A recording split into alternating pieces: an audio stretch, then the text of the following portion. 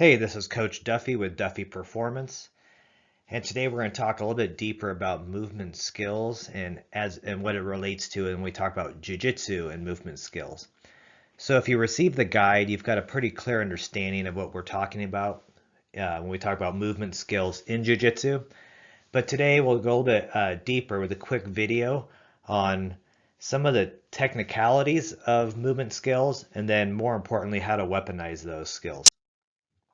So here's a pretty common position.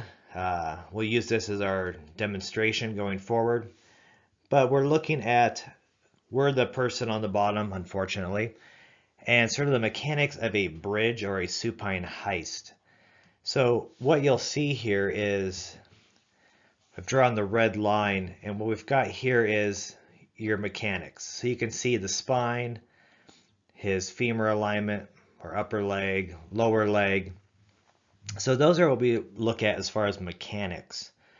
And when we discuss mechanics, why that matters is if you're going to do a move like a bridge, and again, we're being very specific. We're not doing a wrestling bridge or, this is a very specific jiu-jitsu bridge where we're just trying to get the hips up, move that momentum up so we can get a knee in or, start some type of an escape. So we'll look at sort of differences in movement skills and why that matters. So now imagine you're the gentleman on the bottom and you're going to do a bridge. If he were to place his feet out here near the A, or they were, wider than hip width, imagine being in that position and then trying to bridge someone off of you. You're not going to get very much force. There's going to be very little momentum. It's going to be a very unsuccessful escape attempt, and you're probably going to waste quite a bit of energy pulling that maneuver off. Now, good movement skills would be sort of how he's set up right now. He's got his feet tucked in as close to his glutes as possible while someone has hooks in, obviously. His feet are right underneath his hips or somewhere in that hip width dimension. So from here, he is going to be able to utilize the proper mechanics. He's going to use the biggest muscles to their most efficient advantage.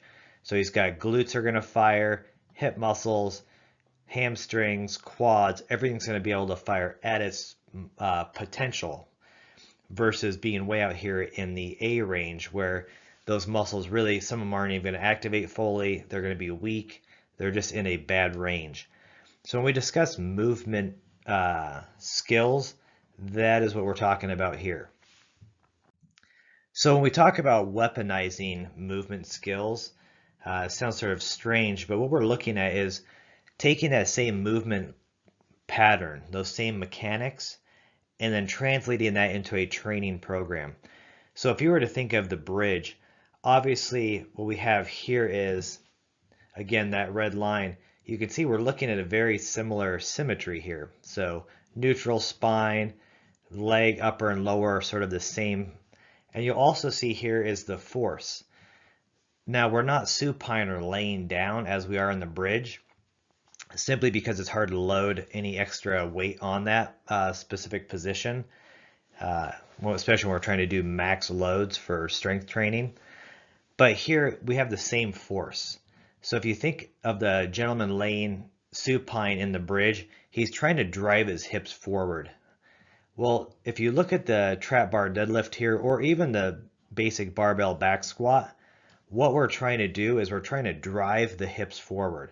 So the exact same movement pattern, which means, and this is the important part, is that we're using and activating those muscles. So this would be a very general sense, and we'll get into general versus specific going forward. But generally speaking, this gives us an opportunity to work those major muscles that we need in the bridge under greater force or greater intensity. So when we talk about weaponizing, it's sort of a string of events. We're looking at what is the movement skill needed, the quality mechanics of that movement skill, what muscles are used, and then how do we translate that into your training program. So to wrap up real quick, what we do is, and what I recommend for you if you're going to do your own program, is look at the key movement qualities that you need in jiu-jitsu or in your game?